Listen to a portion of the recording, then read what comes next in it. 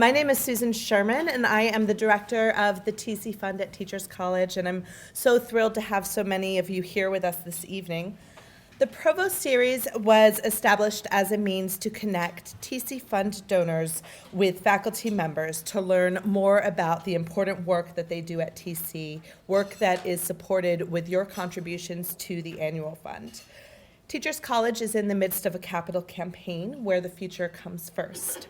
Great work is happening at the college every day in the fields of psychology, education, health, and leadership, and it has the enormous potential to make an impact on children, families, and communities and organizations here in the country and around the world. And this great work requires an investment in our future. One easy way to be a part of the campaign is through the annual fund. Every year, the annual fund raises more than $2 million to support Teachers College, and that money comes from alumni and friends who are just like you. Whether your contribution is $100 or $1,000, it is the collective impact of our alumni and the annual giving that makes its impression at TC. And the money raised by the annual fund goes directly to support TC's strategic priorities and its greatest needs. I want to take a moment to highlight one priority of particular interest, which is providing scholarship and financial aid to our students. The average TC student will graduate with $45,000 in debt, and we want our students to focus on their studies here at the college and go on to careers where their impact is most needed and not have to worry about paying for that education.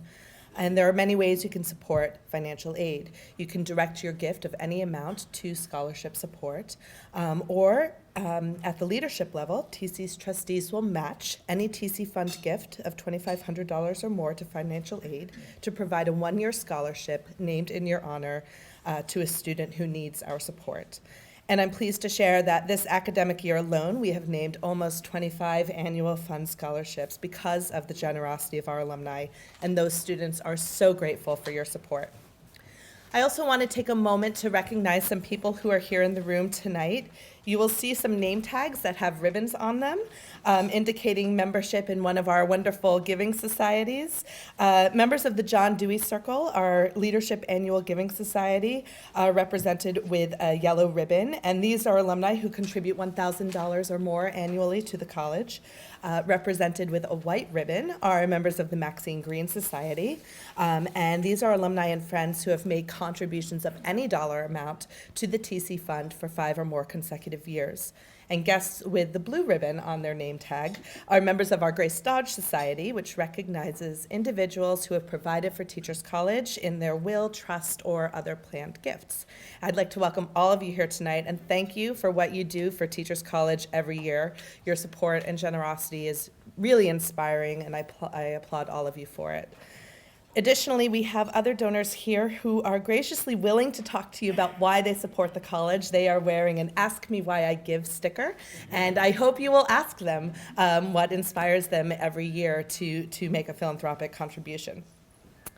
Every TC experience is unique, and whether you are appreciative of the time that you spent at the college and how that impacted your life and your career, or if you're inspired by Dr. Bonanno's talk here tonight, I ask that you make a gift to the TC Fund. We have needs every year, and that's why we ask for your support each year. You can direct your gift to an area of your choosing, be it financial aid or an academic department. During our reception tonight, Colleen Tabor, who is our Associate Director of Annual Giving, will be by the piano where we have more information about the opportunities I just spoke about. And of course, we accept cash, check, and any major credit card. What happens at TC matters, and your support matters, and it makes a difference. TC's future starts with all of you, and I hope you will consider making a contribution. And now I think it's time to start our formal program, so I ask that you please welcome TC's Provost and Dean of the College, Tom James. My role here at TC is Chief Academic Officer. I have these titles of Provost and Dean, but it's really overseeing the academic operation here, which means working closely with the faculty, working with them in developing research programs, in their promotion and tenure, in changing programs and updating programs, caring for students and developing the kinds of services that we have for students. And that's a way of talking about it administratively. A way of talking about it more emotionally is that I'm here standing in awe constantly of what we create, what we imagine, and what we're able to do as an institution. And I'm probably a person that would have been drawn to that anyway, because I'm intellectually a driven person. But what makes it so special here and the mission of this institution is that we're doing that work, that imagining, that creating, that thinking, up against what we see as a tremendous magnitude of human need around us. Health disparities, psychological needs, educational opportunity that needs to be advanced. And the mission of this institution is one where all of that knowledge building, that knowledge creating work is done in the context of really trying to help human beings. And that is so profoundly in our own genetic code as an institution that the way that I stand in awe of our faculty and of our students as they develop is that they're developing life conceptions of how to take that work, the disciplines, the professional areas, and really drive them into the world in a way that's going to change the world and really help human beings to live better lives. And so when I think about George Bonanno, my colleague and friend, I stand in awe. We've talked over these years about his developing research program. I have watched his ideas flower. I've also seen his compassion engage the world around him. And I've seen this knowledge building combining with a desire to really have an impact on people and their ability to live good lives in a society that can support that. And so those things come together in him as a scholar. And I think, one of the great things about being a dean is having bragging rights. I can talk about the faculty, and I'm so happy to have George here. I think he can really, give us a sense not only of his own work, but why we're doing any work at Teachers College. Why are we in this business at all? So thank you for coming, and I think you're really going to enjoy what he's going to say. In the studies I'll show you today, almost every study has at least one student involved in it. And you'll see at the bottom of the screen the publications that the studies, that support the studies. And I've put the students' names in orange. So all the orange names you'll see on the screen are students that are on these publications. So the orange is not the best color, but it's green. So I like to begin with this phrase, bad things happen, because bad things do happen. And this is the work we focused on over many years now. And they happen frequently, much more frequently than we tend to think they do. Lots of different things can happen to us. And because these events are dramatic, they're poignant, they have a cost also, that we really focused on psychological damage. And that makes perfect sense. These are harmful events, and there's a public health cost that comes with these events. So, but the drama involved really focuses towards both clinical and scientific inquiry on the damage. And again, that makes perfect sense. And the two most common approaches to assess that kind of impact are to focus on psychopathology, extreme reactions, and the impact of the event itself. We use averages to do that, the impact of the event itself. And this has taught us a great deal about these events, but I think the primary thesis today that I'd like to argue for you is that that's not enough to really understand these events. The picture is incomplete if we only focus on these things, on the extreme reactions and on the impact of the event itself. And if we don't understand the full picture, we can't actually even understand those things. So the limitations to focusing on pathology or on the event itself, and I call that the limits of diagnoses and the problem of averages. If we focus on extremes, on what we call psychopathology, we know a lot, we've learned a lot. We know that chronic grief and depression happen after loss, can happen after loss. We know that violent and life-threatening events can lead to post-traumatic stress disorder, PTSD. PTSD is now a common word. But there are limitations. If you look at the percentages, these percentages are from the literature, and you can see there's something wrong here already. It's far too broad a range for that. There's something amiss here.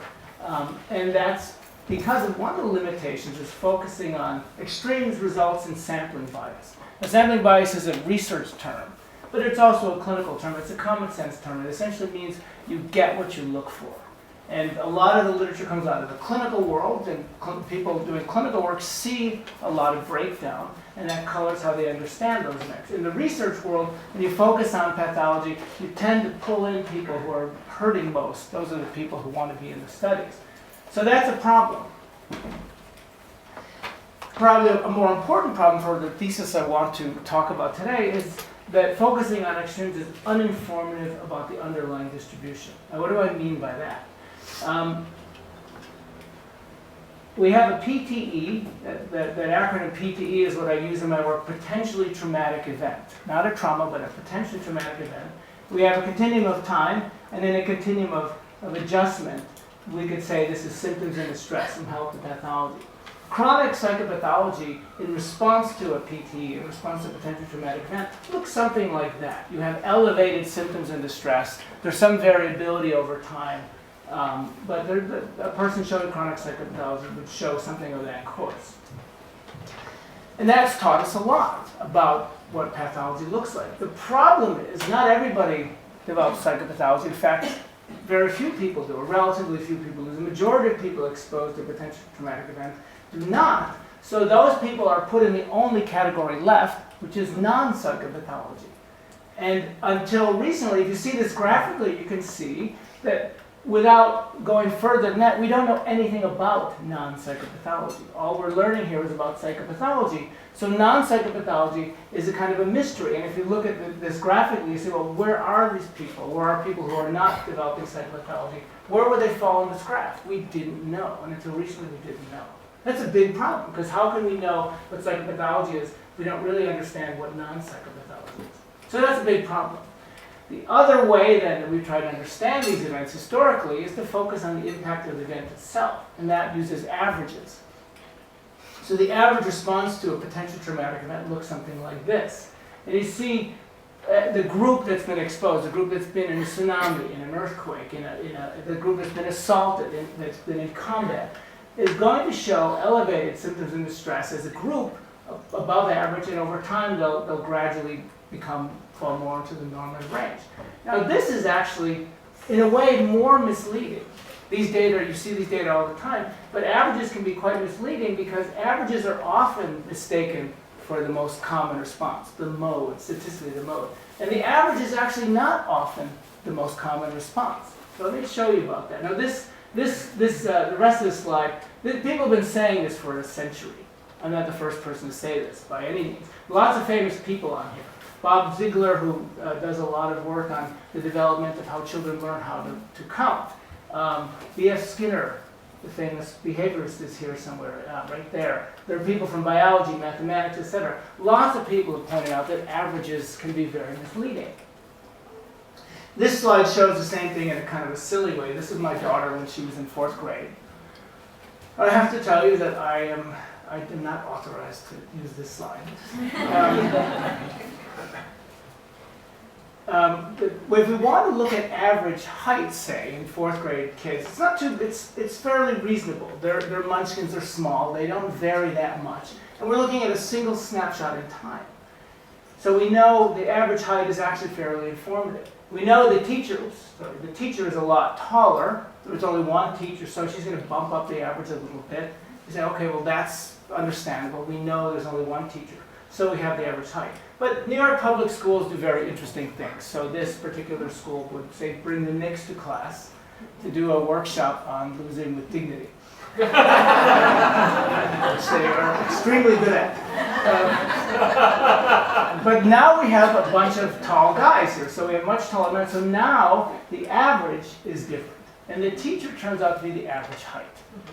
Now this is a kind of a silly example, but this distribution is not at all unlike what we see after traumatic events, this kind of range of scores. So up until recently, this is what we knew. We knew that averages were like this. We thought that this was where most people would be hanging out. And then we knew that this was really bad, so then who would be down here in the range of health? Who had gone through a traumatic event, a tsunami, an assault, a war, and just shown very good mental health? And the assumption was not many people. especially if you consider that the distance to the average, at least early on, is vast. So the assumption was there wouldn't be many people down there, and if they were down there, those people were super healthy. Those had to be the super healthy copers.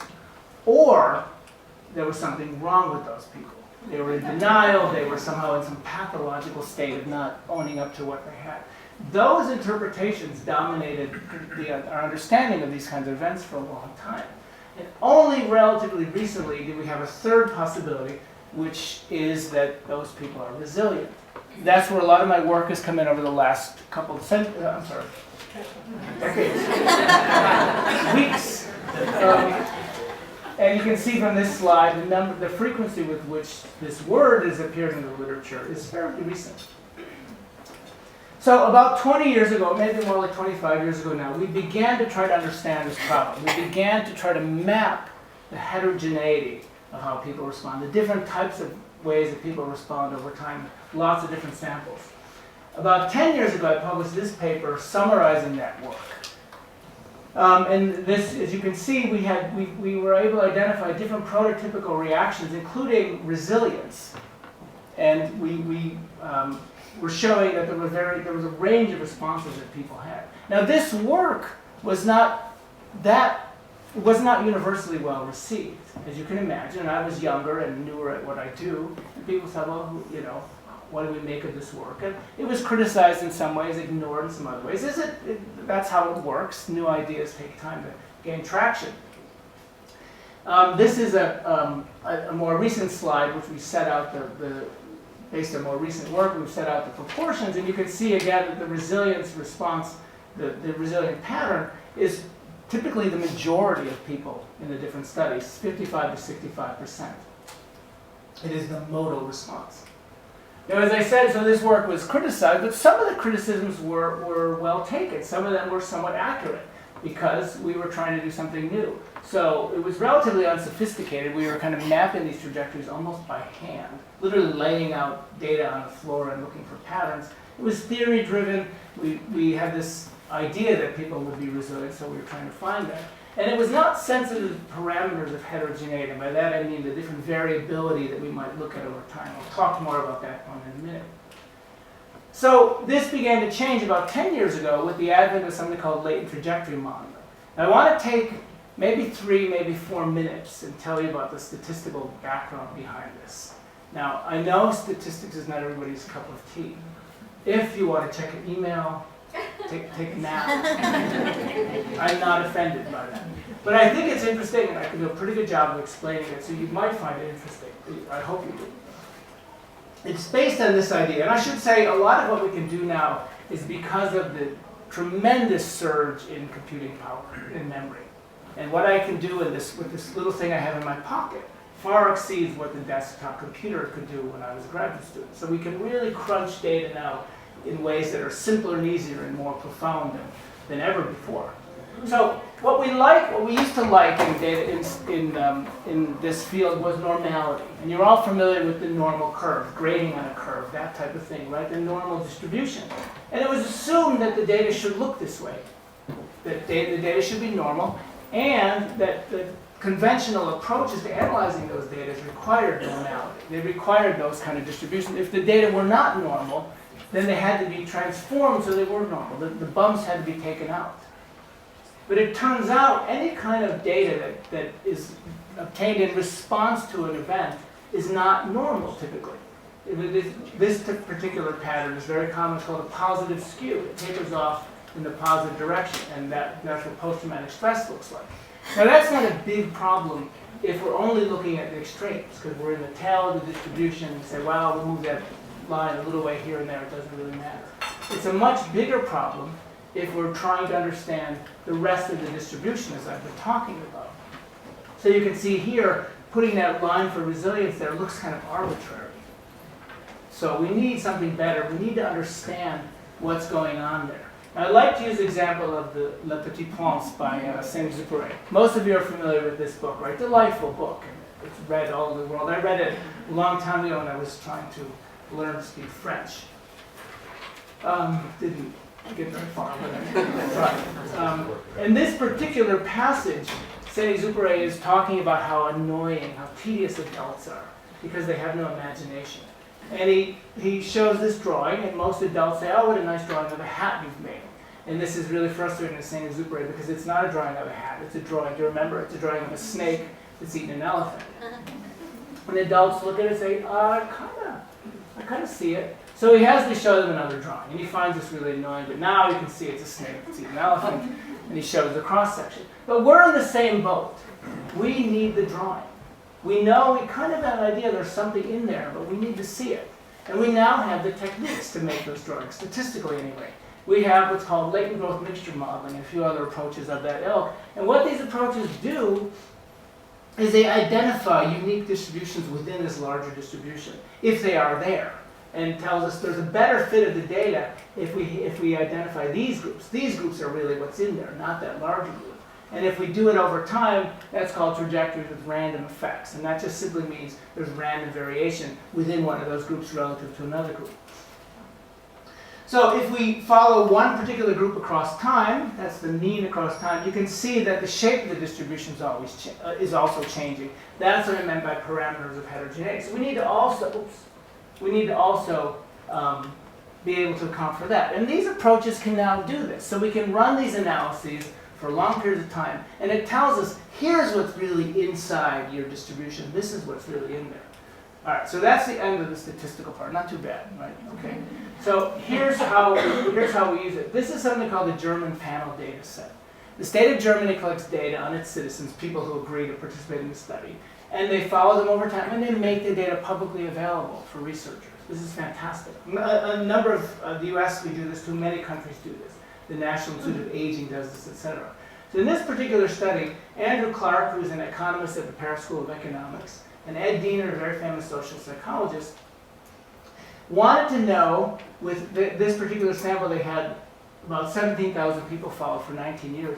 They wanted to know how life satisfaction would change in the years before and after these events. And these were their data. These are average level data, which I've already alerted you to have some problems.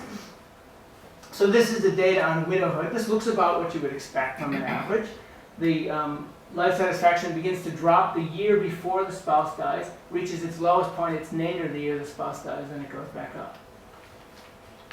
We reanalyzed this exact same data with Andrew Clark, one of those original authors. We reanalyzed the exact same data using the mixture modeling approach, and we found that there were 4 groups really hidden in those data. And this is a better fit. Statistically, this is the better fit.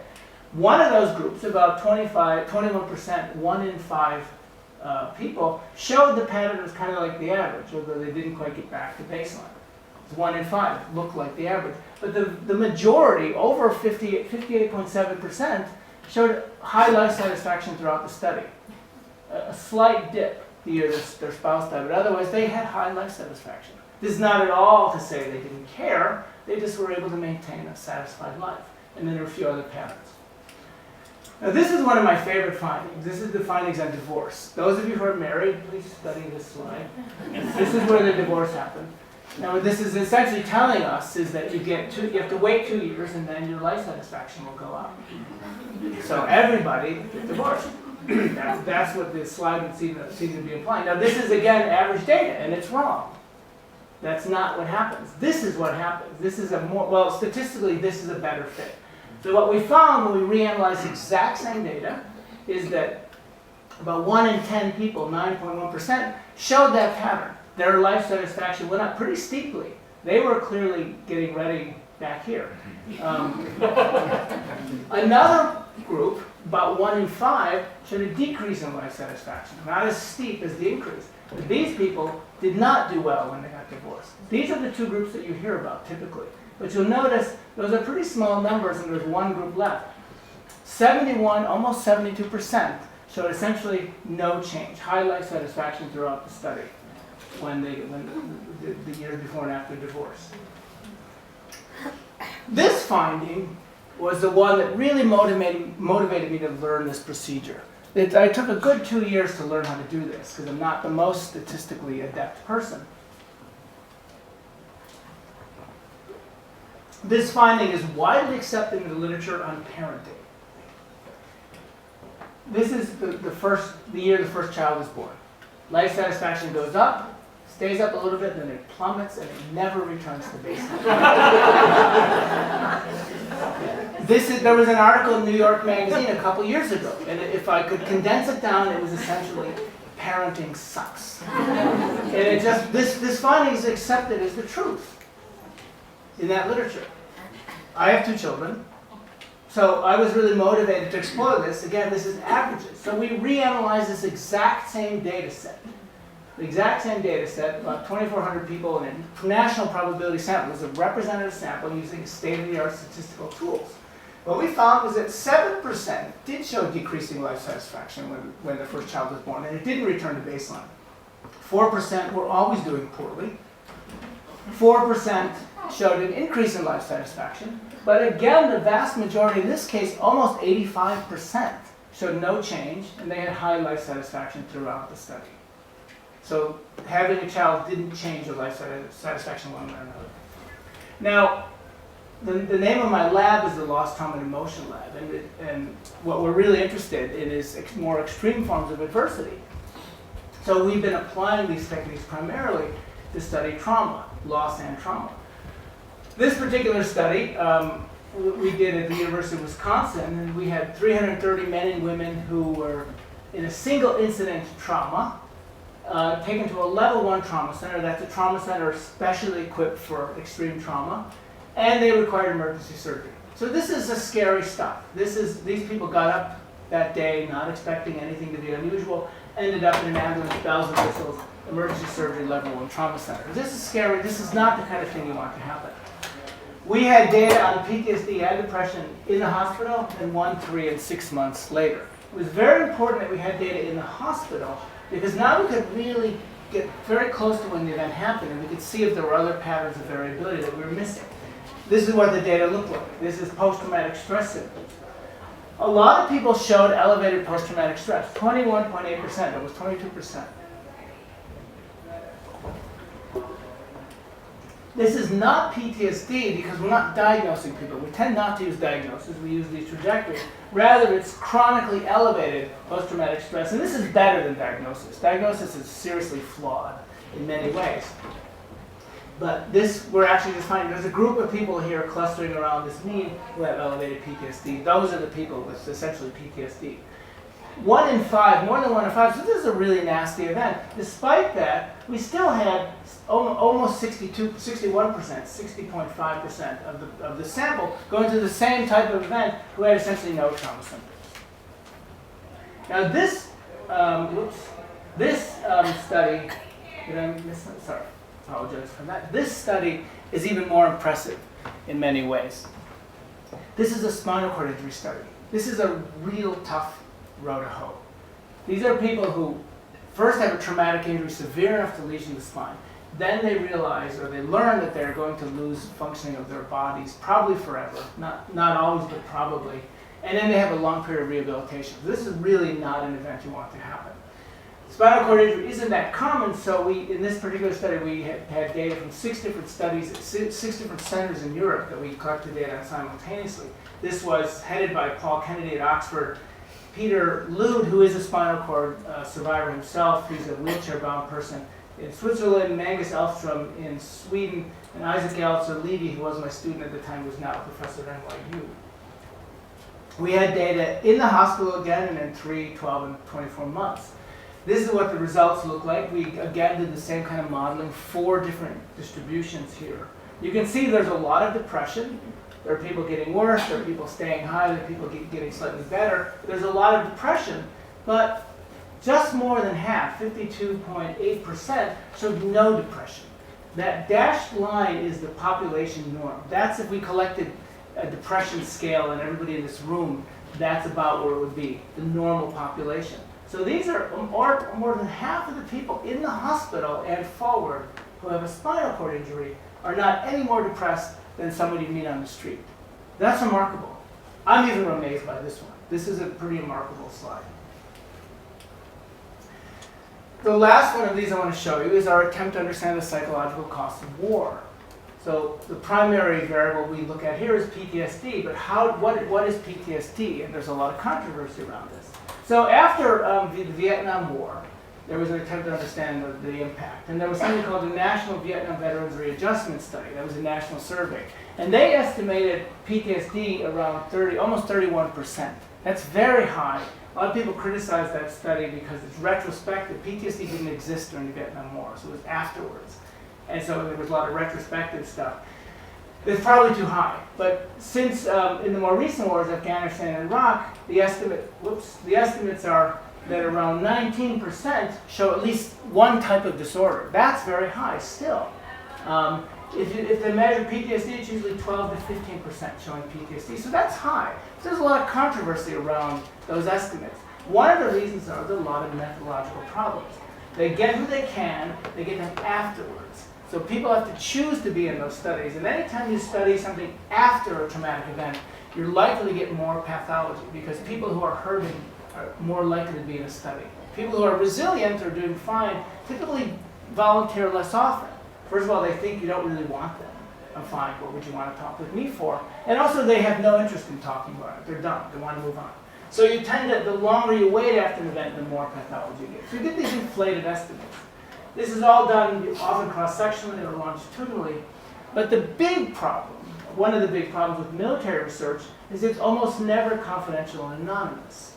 Almost all research you do is, in all other contexts, you have to guarantee anonymity. People don't want to tell you the personal feelings unless you tell them no one is going to see it. In the military, you can't do that for obvious reasons. Fighting wars is complicated business. So if a soldier tells a researcher he or she's got a lot of PTSD symptoms, they know that's probably going to go somewhere. Someone's going to find out for obvious reasons. So, and the people in the military know this.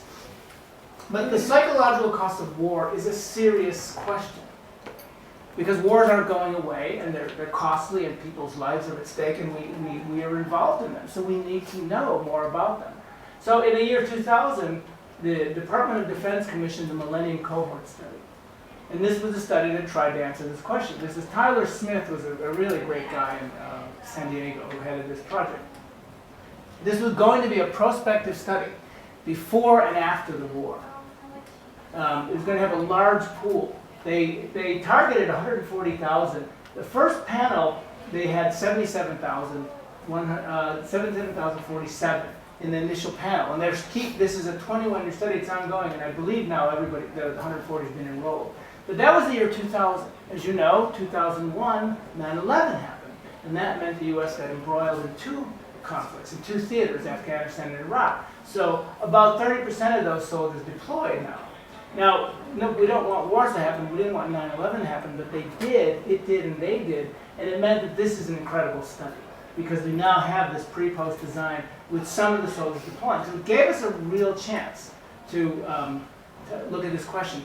And the data were confidential and anonymous. It was decided, okay, let's just do that. And they went to great lengths to actually make this confidential and anonymous.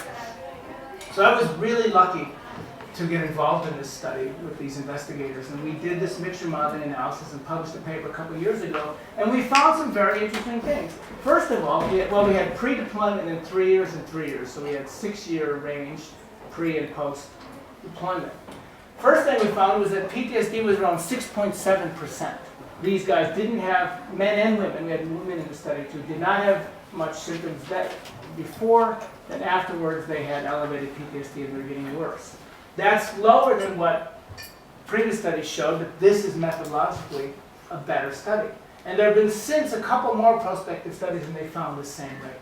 The other thing we could do with this study is because it was prospective, we could identify a group that had symptoms before they were deployed, and that's 2.2%, but if we didn't have the pre-deployment data, they would have just been mixed together here, we would have brought the numbers down. But the big finding here is 83.1% with essentially no PTSD symptoms. The US military is extremely resilient. And that makes perfect sense to me. They're trained. They're not trained to be resilient, they're trained to do what they go there to do. And they're people who select because they have a meaning to do that. So with these guys, essentially had these men and women had almost no symptoms at all. Now, this study was not as well received as I thought it would be. Naive, silly me. I thought people would love this. But It really flies in the face of some of the traditional models and some of the older data. And I hate to say it, but it's not good for business. And I've grown up a lot since we did this study, finding out that there are people who would rather there was more PTSD because it's good for business. That's a little shocking, but I think it's true. So one of the criticisms people often made of the study was, well, you had deployed soldiers, but they probably didn't have as much combat experience. That's probably what happened. That's why you got so much resilience. So I didn't think that was true. I wanted to do another study. We finally did another study. We just did it. We haven't published it yet. It takes a long time to do a study with the military. The wheels grind very slowly. You have to fill out forms, you have to wait, etc. By the time we got permission to do this, another wave of data had been collected, so we now have 4 waves of data. So this is pre-deployment 3, 6, and 9 years. And what we did is we looked at soldiers in the upper extremes of combat exposure, the most extreme combat exposure, and soldiers with the least extreme combat exposure among the deployed soldiers. And the findings weren't that much different. You see a lot of parallel lines, and what that means is essentially one group is a little bit different than the other, but they're looking about the same. The most interesting here, if you look at the resilient group, both groups, the high combat and low combat exposure, had a resilient group. The high combat exposure still had essentially 81% resilience in the highest levels of combat exposure. And the low combat exposure had a little bit more than we saw in the other study, 88%. But this really shows combat exposure, it certainly does have an impact, certainly, but there's still a tremendous amount of resiliency. This slide shows a lot of the different studies we've done. And I've put here the resilient group and the chronic group. I'll leave the other trajectories out. You can see lots of students in every one of these, the orange names or student names, lots of students on every one of these studies. You can see that there's always chronic dysfunction. We can't make that go away. I'd love it if we could, but we can't. There's always a lot of resilience, and almost in every one of these studies, except for 2, resilience is not only the most common outcome, it's the majority. The only 2 when it's not were these 2 with asterisks by them, and those were studies where we explicitly targeted and recruited the most extreme levels of stress. In the study of SARS we did in Hong Kong, we only studied people who were hospitalized for SARS, told basically, we don't know what you have, we don't know how to cure it, you can't be with your loved ones, you're going to be quarantined, and you might die. And that's really a tough one. And so resilience was a little bit less frequent, and mental health problems were higher in that sample. And this was one of our 9/11 studies. These were people who were in the towers or near the towers at 9/11. Just one more point about these data. We typically measure resilience as the absence of symptoms and distress, but we also measure all kinds of positive things.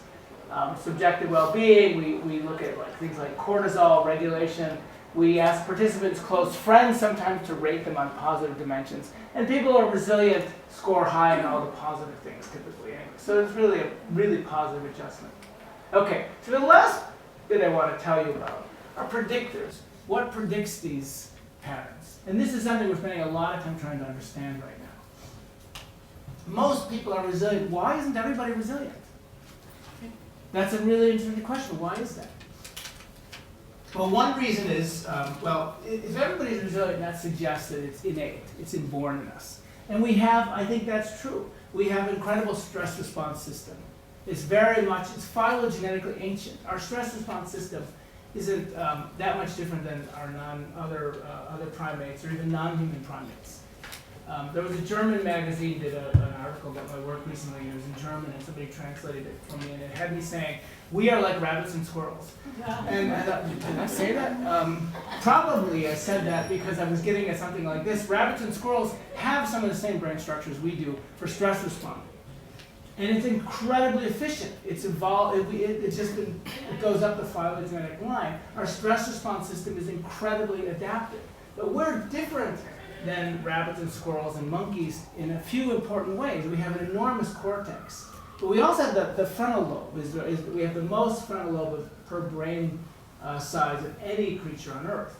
And the frontal lobe is the executive, right? The executive driving the system, driving the car, making top-down decisions. So we get ourselves in trouble that way Just as we are very adaptive in that way, we can do a lot, we also get ourselves in trouble. We turn that stress system on or fail to turn it off sometimes because of the other processes we've got going on. The other thing is we live in incredibly complex worlds as humans, what we built for ourselves. Look at New York.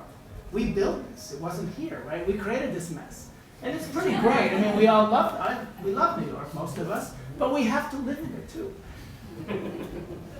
And so it's stressful. So those are factors why we're not all resilient. So we can start to measure some of that stuff.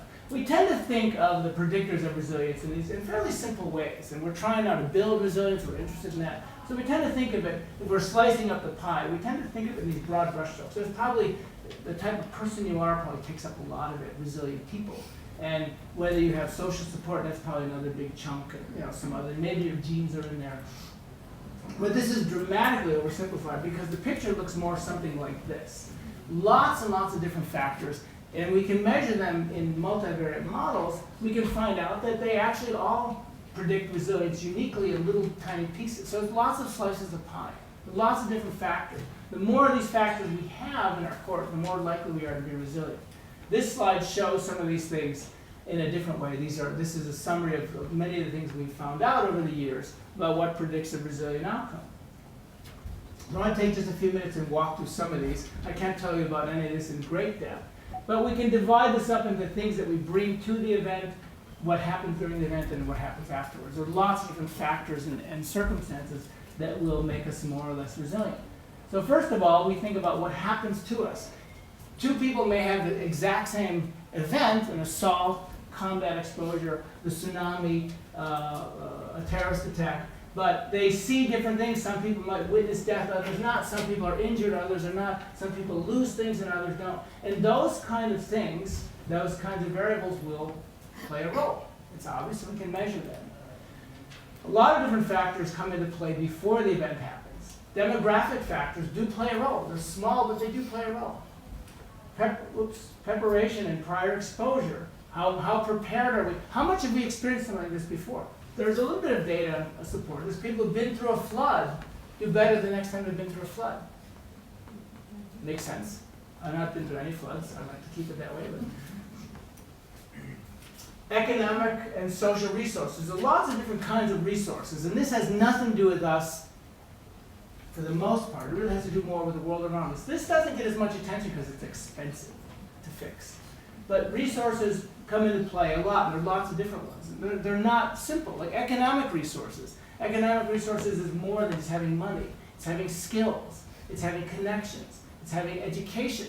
Those things vary greatly among people, and we don't tend to focus much on it, as I said, because this is expensive to fix. Health resources. Having your health is really important, but also having health care is really important.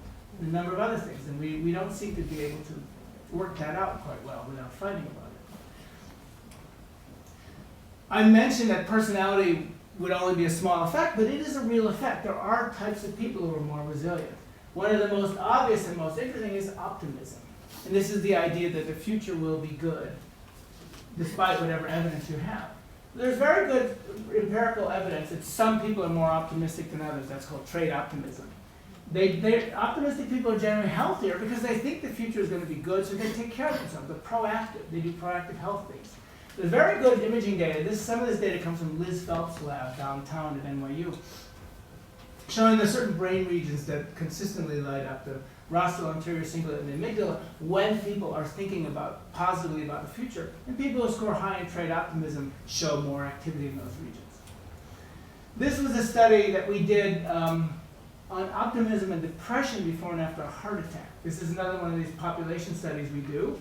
And we did the mixture modeling, and we found this is where the heart attack happens, and we found these different patterns of depression before and after the heart attack. Now, one of the interesting questions is about mortality. There's a lot of this work done uptown at the medical school. Karina Davidson's lab, Donald Edmondson, that group have been showing that people who become depressed when they have a heart attack are more likely to die.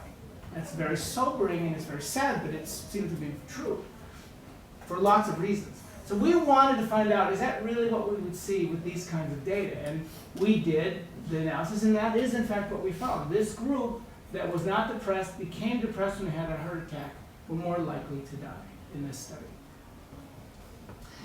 not to get too morbid on you, the other thing we were most interested in was optimism. We kind of enjoyed calling the study optimism and death, I think we called it, because we had those two things in the study. But this was a population-based study, so optimism was measured years earlier. This is really fantastic because it's uncontaminated by all the other measurements. So people years earlier have been asked, in the future it's likely that we live past 75, leave an inheritance, see double-digit inflation, etc. And people who gave the more optimistic answers tended to be in this group. Okay, the group that was not depressed and they did not react to any depression when they had a heart attack. Those people years earlier have been optimistic. It seems to be a buffering factor. And I should mention the control for income, because some of those things would overlap with income. Now, we can also measure then things that happen after the event, because traumatic events happen, but then we still have ongoing life, and sometimes they have long-term effects. So one of the things that makes it harder to be resilient is the prolonged loss of resources. And that happens in things like, say, a tsunami, where you lose a lot of stuff. You lose your livelihood, or your health deteriorates, or you've been injured and you can't recover, etc. Searching for meaning. We tend to search for meaning pretty early on after events. If that continues for a long time, that can become worry and rumination, and that's not good. Ongoing stress.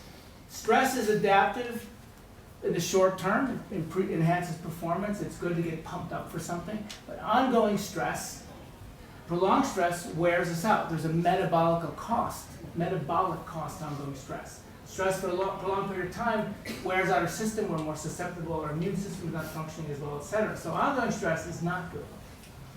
There's various ways that we cope or think or appraise, think about the situation.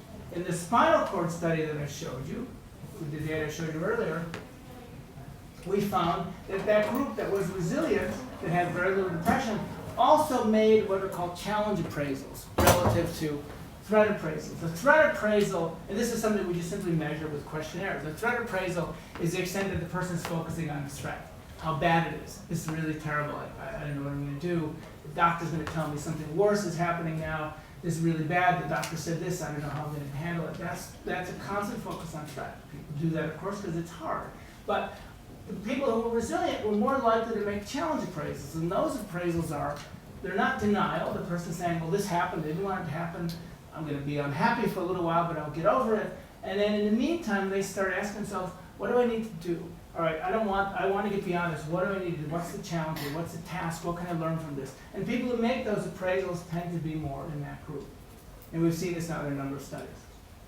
Finally, one more, positive emotion and regulatory flexibility. I won't tell you about positive emotion, although we do a lot of that in my lab. We code positive emotion from the face. It's really fun work we like to do. But I want to tell you about regulatory flexibility, because we're doing a lot of this work now, and a lot of my students have been involved in this.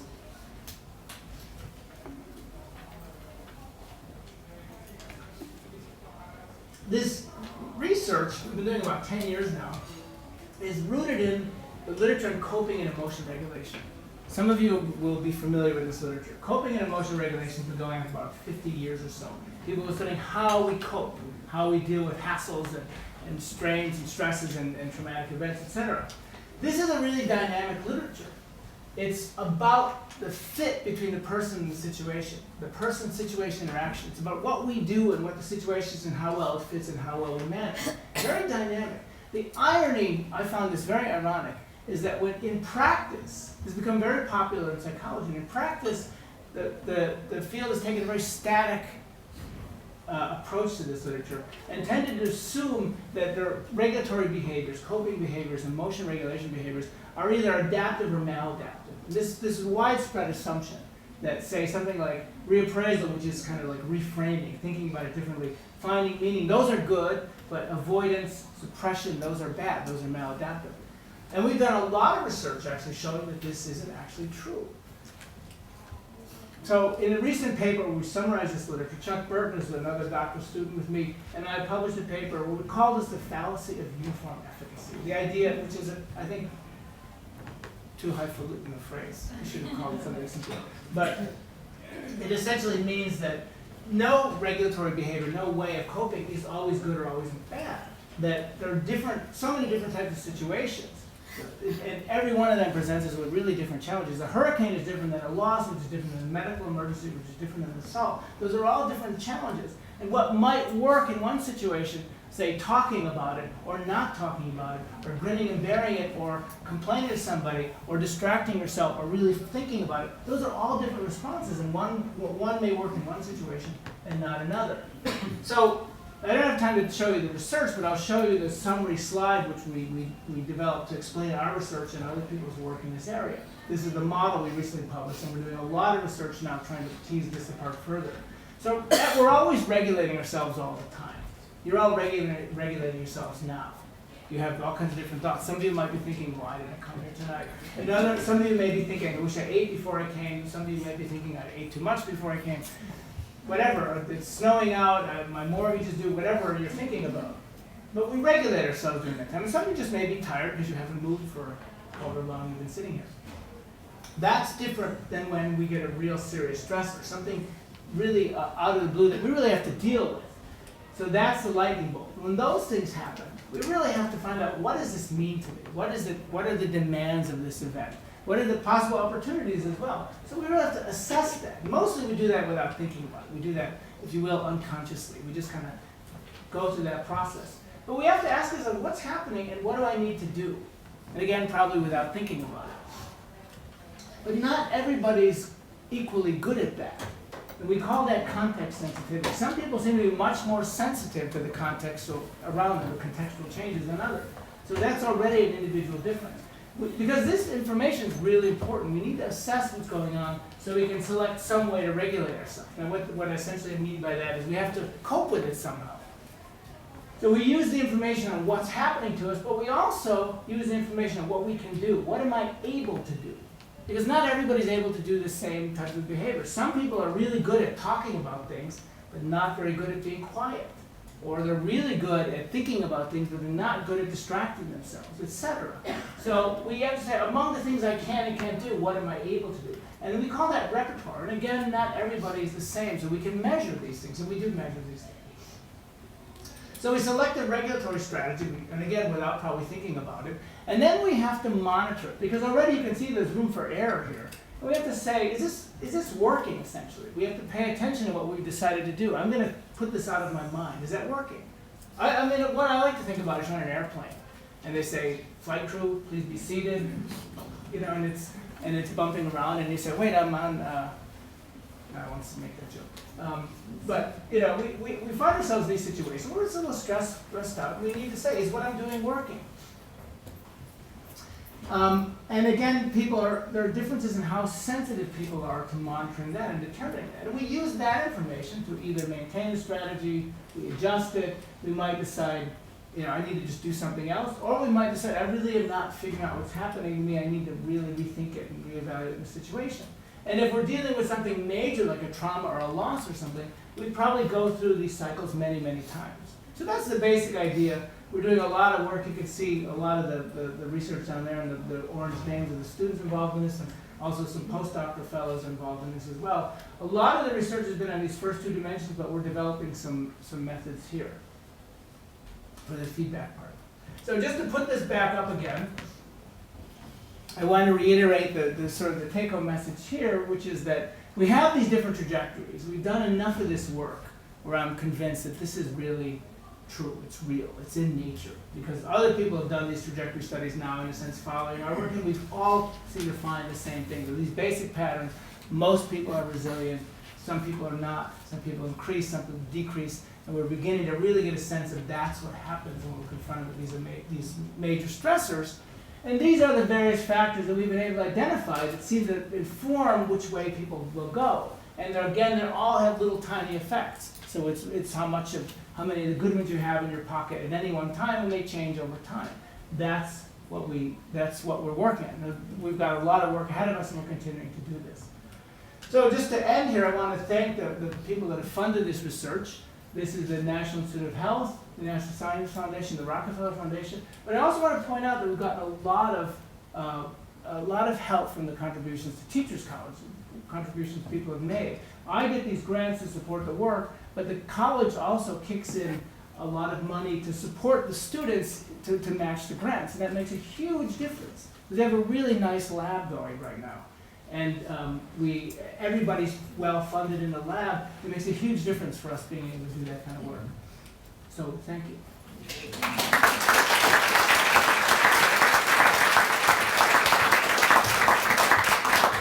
Might I also say, in the back, would you guys stand up? There's some of the students that are working with me and a couple postdocs are here too.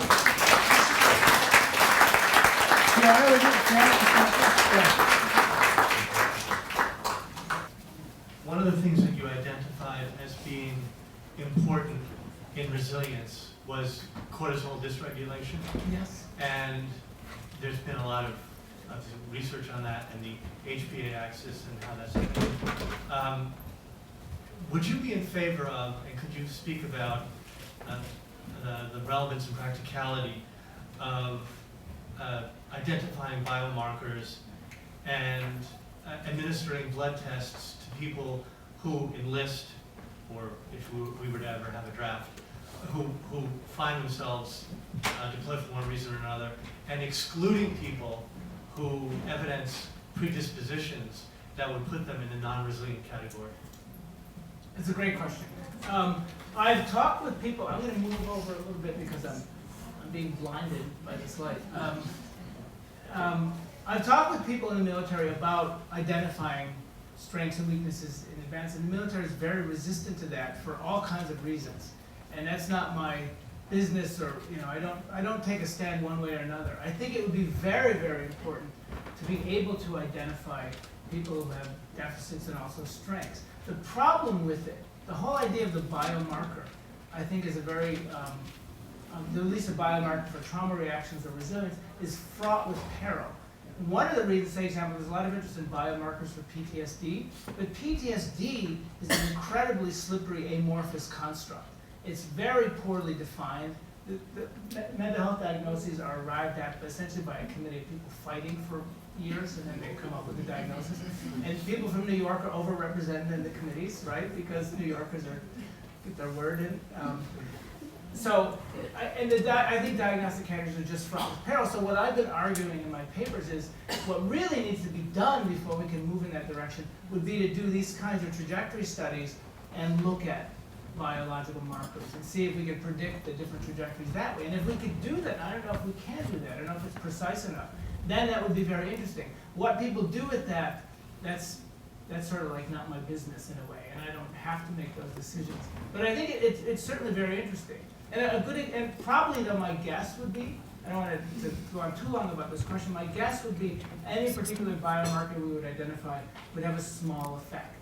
There have been some genetic variables that have been identified, and they have small effects. It's a great question. Cortisol dysregulation might have a bigger effect than the other. Well, there's also interesting things we can do with that. There's a really interesting researcher in Switzerland named Dominic Duquesne, who has been identifying how cortisol actually helps us from forming traumatic memories. And so some researchers have given people cortisol in emergency rooms and stuff in small doses, and it actually is associated with reduced PTSD. And sometimes people who have, there is some link between PTSD and reduced cortisol at baseline. So that could suggest that that suggests a deficit and also a way to deal with it too, which is very interesting. Yeah. Other questions? Yes, back there. I'm going to think about how to phrase this. In thinking about the different sort of factors that you have researched that contribute to resilience, the way you presented it, I think probably for the sake of simplicity, the idea of them all being part of the pie, I imagine that some factors are take up a greater portion of the pie than others. That's that first slide that you put in, and you put it in small effect sizes. Thoughts about sort of in like the research that you're doing now, either which ones are the ones that are more meaningful, or like social class versus hardiness, or whatever combination of them, and then how useful that is to try to target the ones that are the most meaningful, as opposed to sort of that goodness of fit model. And so, do we all have them in spades, and do they come out when they need to in conjunction to the situations? I guess just your thoughts about that as you're a wonderful question. The pie is, the pie that I showed was, I just made that up. I mean, there's just, but the effects, there aren't big slices in the pie. That's why I just, you know, I illustrate it that way. I don't think I have a pie picture that's, I could replace it with, but the biggest predictors are only moderate in their size. So the nothing is a really big factor, and that's really true. It's mostly small effects. Nonetheless, there's some realities to it. And I wrote a paper recently, which is going to come out in our journal Psychological Inquiry, where we tried to look at individual, family, and community resilience, right? Together, try to integrate that literature. It was one of those things where as soon as I began that, I thought, why did I take this project on? Because it was really hard. But, and we ended up saying that most of what we know is very little. But one of the things that it's published in a journal that will have a target article and commentary. So the editor asked me if I could find the common threads across those levels, which I never tried to do. And in fact, we did. And we suggested a couple key variables that seemed to manifest at every level, in the individual, in the family, and the community. One of them was social support. The social support's probably got the biggest effect size also. It's moderate. It's not small, it's moderate. So social support has lots of different pieces to it, but in the community literature, people call it social capital, right? The ability to kind of have a network of connectivity. So that seemed to be, the social world seems very important. The other big one seemed to be a kind of a cluster of characteristics around flexibility and optimism. And that's, you called it hardiness. Hardiness is one. The other thing we put up was the challenge appraisal. And there seemed to be a cluster of factors that hang together. I don't know if there's been much research on it since. It hasn't been researched in the right way, but there is a cluster of things, being optimistic, thinking I'll get through these challenges, et cetera, that we could even probably nurture. You know, and I think that might have been also what's partly behind your question, but those are the things we can build on. So I do think there are those factors, and it's a great question, so, yeah. Yes. In the paper, it said 22 former soldiers or armed forces commit suicide every day.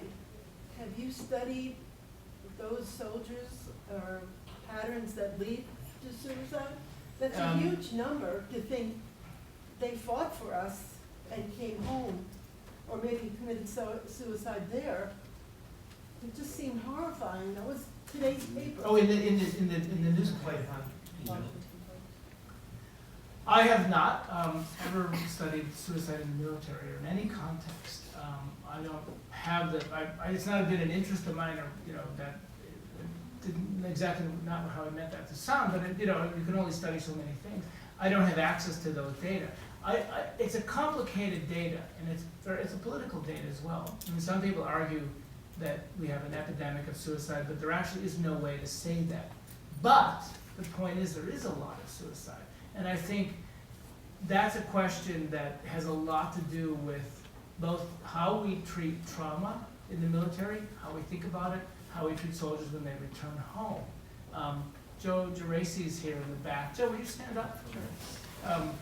Joe is Lieutenant Major. Did I promote you? No. Lieutenant Colonel, sorry. Did I demote you then? No. Yes. Sorry. Joe is researching a project that called Battle Buds, and their goal is to create a support network for soldiers leaving the military, and it's a fantastic project, just fantastic. So what Joe's doing, Joe's part of my lab, and what he's doing, kind of single-handedly, is developing a way to test that. To test it, it's a peer support with a network of support, and it's not funded, but it's funded by private philanthropy, and the hope is to lead to federal funding. But they're trying to show right now that it's efficacious, and so that's a step in that kind of direction. So it's a complicated issue. Yeah. Yes, thank you, Joe. Yes, right there. Go ahead. I have two questions. Speak up. Oh, sure. Hi, can you hear me? Yeah. Speak.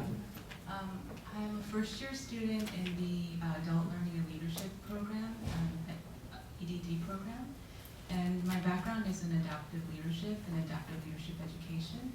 And the issue of trauma has come up in the course of learning as well as teaching. And I was wondering, my first question is if you've looked at specific interventions around trauma that would facilitate or foster resilience. And the second question would be if you've looked at post-traumatic growth and if there's a difference between post-traumatic growth and resilience. Okay, those are both poignant questions for me. I've been very critical of both of those literatures, and I'll tell you why, if I can remember. The literature on building resilience is a complicated question, and my position is that most of that work is ill-informed. A lot of that work uses very traditional models, binary models of pathology and non-pathology. And from my perspective, if you don't look at that phenomenon in a more detailed way, you're not going to get anywhere. So there have been a lot of, I think, naive attempts to build resilience. There have been a couple of very poignant failures. There was a suicide prevention study in California that increased suicidal ideation inadvertently. There was an eating disorders intervention study that increased eating disorders. Because basically, if most people are resilient, and this is the crucial question, most people are resilient and they're in a resilience building program, what's happening there? You could make people less resilient. There's some great lessons from what's called the homeostasis literature, risk homeostasis. This is the literature where they make safety devices and things, and human factors. And that literature has shown when you make people safer, they often become riskier. And then so seatbelts and bicycle helmets actually have increased accidents. But people are safer, but they do increase accidents. So if you take that as a metaphor, making people more resilient may actually backfire if we're not careful about it. So I think it requires just a lot of care. I don't think that's happened yet. And I sometimes amaze myself when I say this next thing. Mindfulness interventions actually may be the best thing we have. Because mindfulness doesn't say I'm going to make you more resilient, just I'm going to chill you out a little bit. And but mindfulness tends to be associated. I was on a panel with Mathieu Ricard, who is one of the Dalai Lama's inner circle, and he was a very interesting guy to be on a panel with because he's just such a nice guy. But he also was listening to things that mindfulness does, and I was listening to things that predict resilience, and they were the same things. And so I was very impressed by that. So I'm all for building resilience. It's one reason why I've gotten into flexibility, because I think that may be a route. Which we're not building resilience, we're building flexibility, and that's a tool. The other part of your question was about post-traumatic growth. Post-traumatic growth is not the same thing as resilience. And I think post-traumatic growth is actually not, resilient people don't experience post-traumatic growth. They don't say to themselves, I'm a better person for this. They just say, boy, that was terrible. I'm glad it's over. And they move on.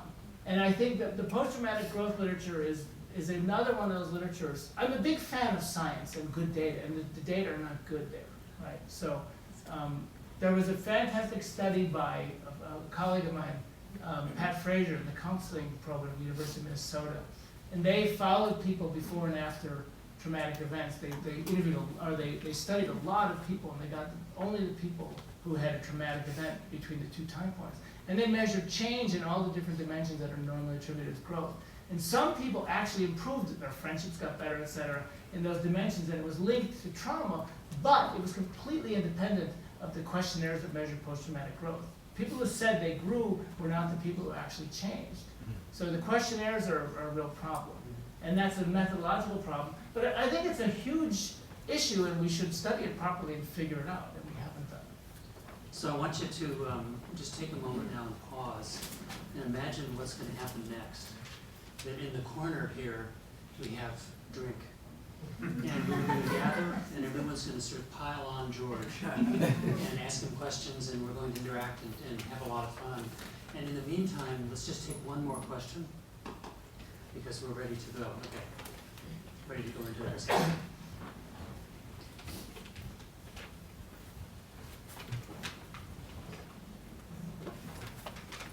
Sort of two related questions.